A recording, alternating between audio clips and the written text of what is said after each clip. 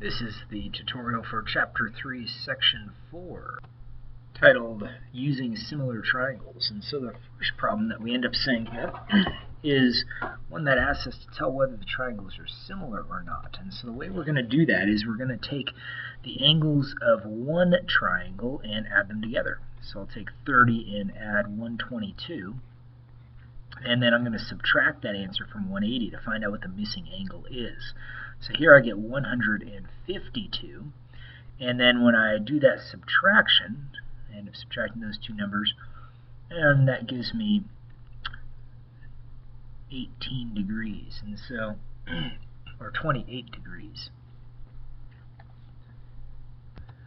28 degrees, and so when I look at the this triangle over here, I see that we have 122 and 28 degrees. And so if this angle is 28 degrees right here, those would be the same. So x has to be 30 because all triangles, the sum of the interior angles is always 180 degrees. So once I've got two angles that are the same, that third one has to be the same as well.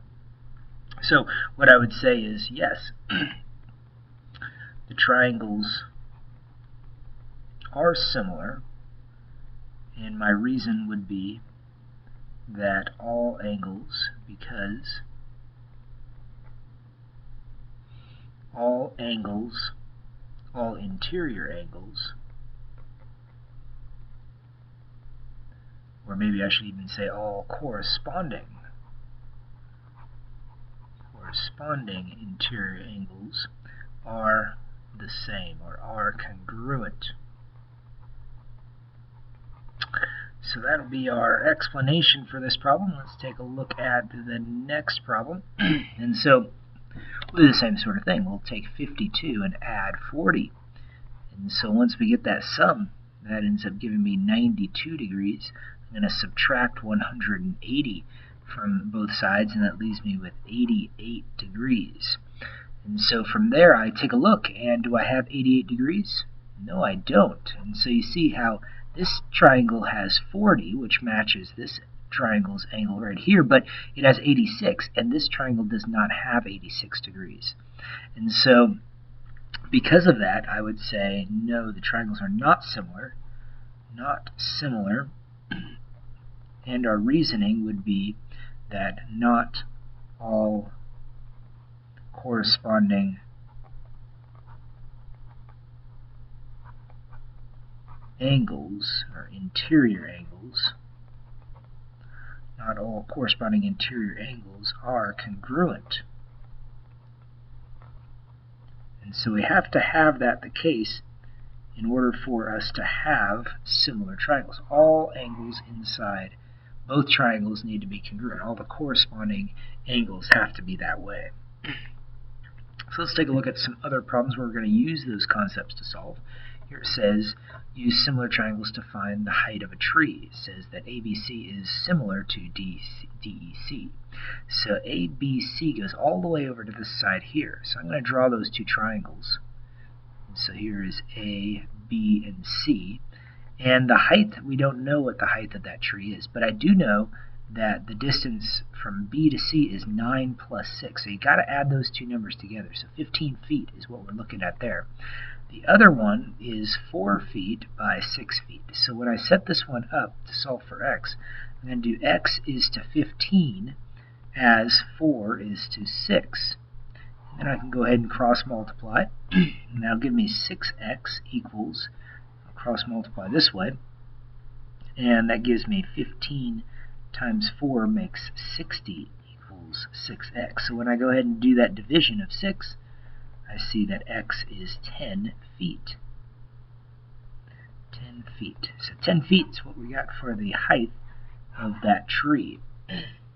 Now it says you plan to cross the river and want to know how far it is to the other side. And it says you take the measurements on the side of the river and make a drawing showing and then shown here. And so it says explain why triangle ABC and DEC are similar. So ABC is here, DEC is over here. And why they're similar is, first of all, they both have a 90 degrees. So angle B is congruent to angle E because they are both 90 degrees. And then I could say angle BCA is congruent to angle ECA. Now when I say that, C I said in the center because that's the point at which I'm looking at, trying to find that angle. And this angle right here and this angle right here I'm saying are the same. And the reason is that they are vertical angles. And so whenever we've got angles that share a common vertex and are opposite one another, they are congruent. So by the angle theorem. So the angle theorem says that when we have two angles that are the same, that must mean that third angle is the same as well. So by the angle theorem, we'll say that, so by the angle theorem, the triangles are congruent because all angles are going to end up being the same. So now we want to find out what x is. So now I just set up a proportion. I'm going to do x is to 40 as, now the side going across the river was x. I got to use this side right here. Those are the two sides that correspond. If we rotated this E back so it forms up with B, those are the two sides that are corresponding. So I'd see that x or DE here would correspond to AB.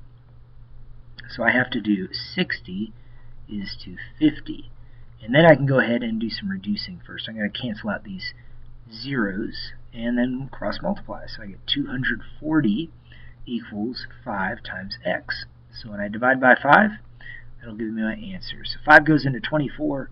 We have almost 5 times. It goes in 4 times with 4 left over. And so 5 goes into 48 times. So 48 feet is the distance across the river.